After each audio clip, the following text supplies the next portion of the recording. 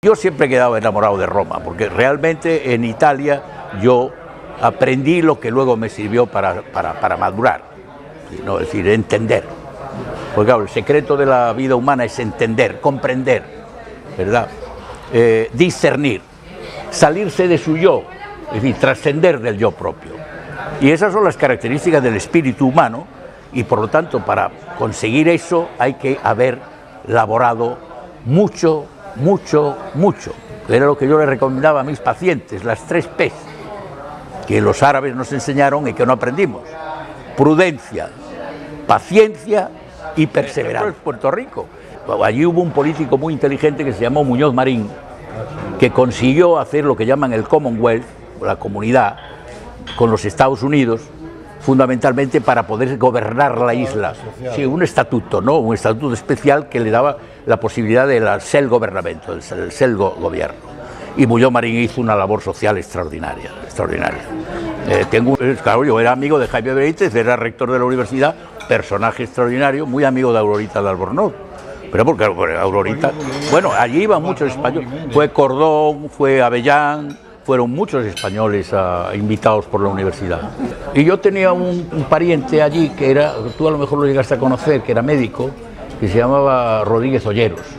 He oído hablar. Que él daba mucho dinero para los exiliados republicanos. Yo sí conocí al músico, a Casal, y a su mujer, que era una belleza, guapísima, bonísima, cuando íbamos por la playa con un paraguas. Y también estuvo Gallego Díaz, y había una tertulia en la que iba Matilla y una serie de republicanos, ¿verdad?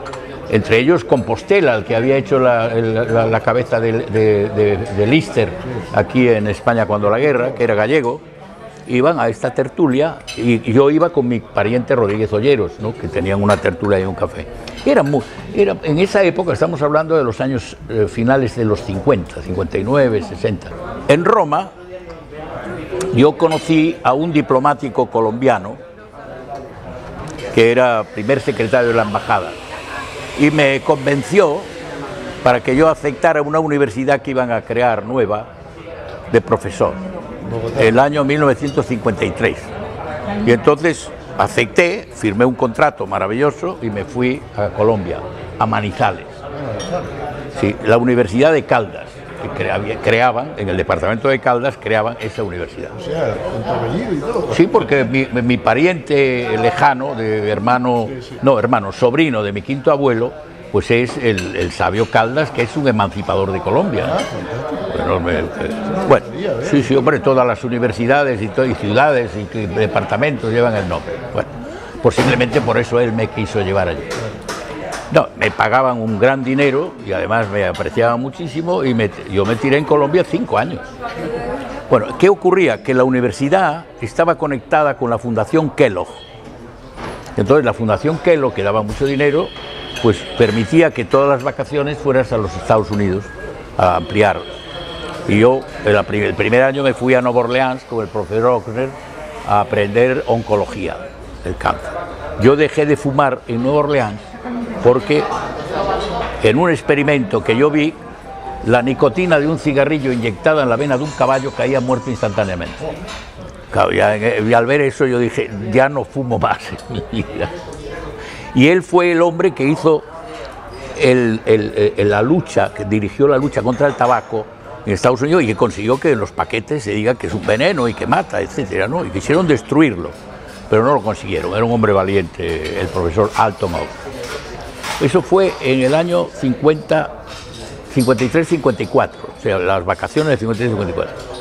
En el 54, pues en las vacaciones me fui a Harvard, a Boston. Y en Boston conocí a aquel arquitecto español maravilloso, Sert, que era el decano de la Facultad de Arquitectura. Y luego, bueno, y allí había mucha gente que había peleado en España. Bueno, de tal manera que yo me encontraba en mi propia salsa, ¿no?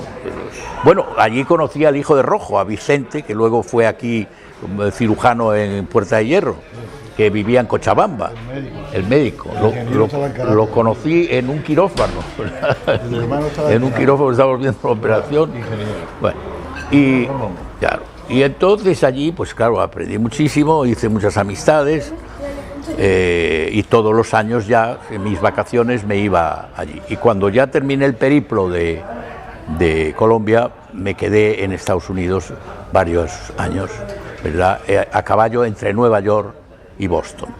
Nueva York, otra de las cosas increíbles, todas las librerías que había en Downtown New York, en el Greenwich, eran de antiguos combatientes de las brigadas, la brigada Lincoln.